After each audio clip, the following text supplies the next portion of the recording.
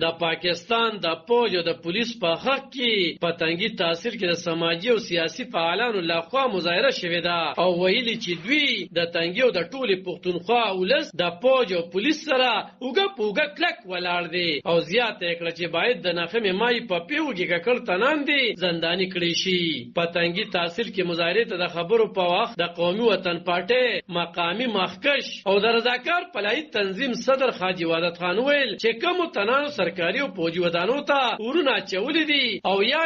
امبولانسونه سوځولې دي نو خوي ته ترهګر نه بلکې ترهګرونه بدتر مخلوق ویل پکار دي او دوی ته سخت سزاګانې دی ورکړل شي او ګداسي نوي نو بیا به دوی احتجاجونه کوي. زنده‌باد کے پولیس زنده‌باد. خو زه به یو دوه خبرې وکم چې دې ته تاسو دهشتګرد وایي خدا دهشتګردو نه اخوا خلک دي ځکه دهشتګردو هم داسې لیدي کړي چې امبولانس یې سوځولې دي هی کې مریض سوځولې دي ځناور سوځېدلي دي دا دې تاسو ته پته چې یو کس ما پرون کتل په سونو چیلې چې په شرګانو چوک کې هغه پارم هغه سیزلې دي چې یو سړی بې زبانه شي سیزي امبولانس ته ودرېږي هغه ته غوښنه سیاسي ویل شم دهشتګرد ویل شم دا د هغې نه یو اخوا مخلوق دی بل دا چې دوی دا وایي چې زموږ یو سیاسي پارټي را سیاسي خلک او سیاسي احتجاج دا نه سیاست کې شوي دي په 15 یا کاله کې عمران خان نه هغه لیډران جیلونو ته تللي دي صدای موت اډرونه پې شوي دي داسې چا هم نه دي کړي دنه بېنظیره بیبي د خدای وبخي چې کله به هغې خودکش حمله شوه د هغې ورکر رووته خو داسې هلغوی نه دی کړی دا مردار دی یا 3 ورځې په جیل کې یا دی نو خو دې داسې کم از کم زموږ په ملک چې کم وي او دغه کو بهر خلک به موږ خوشحاله بهر چې زموږ کوم دښمن دی هغوی خوشحاله شو زه به ده ووایم چې زما آرمي ته د بهر دښمن ضرورت نشته چې په کور کې داسې دښمنان وي نو زه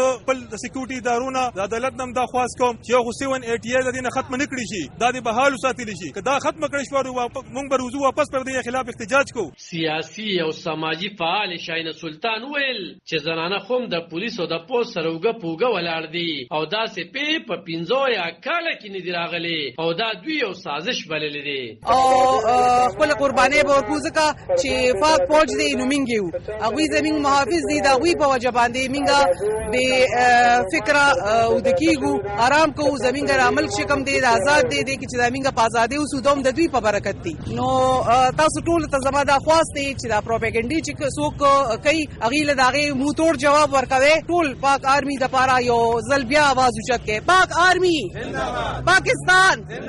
دا په داسې حال کې چې په نخممای د عمران خان دغه باندې کیس د نیولو وروستو د پی ټی آی کارکونانو احتجاجونه کړي وو او په ملک کې ورونه لګولي وو خو عمران خان تور لګولي دی چې دغه د پی ټی آی تنه نه وو بلکې د جنسو خلکو حکومت وایي کو هر څوک وي خو سزاګانې به ورته ورکول کیږي. علب خان شیرپو دلبر نیوز تحصیل تنگی د پاکستان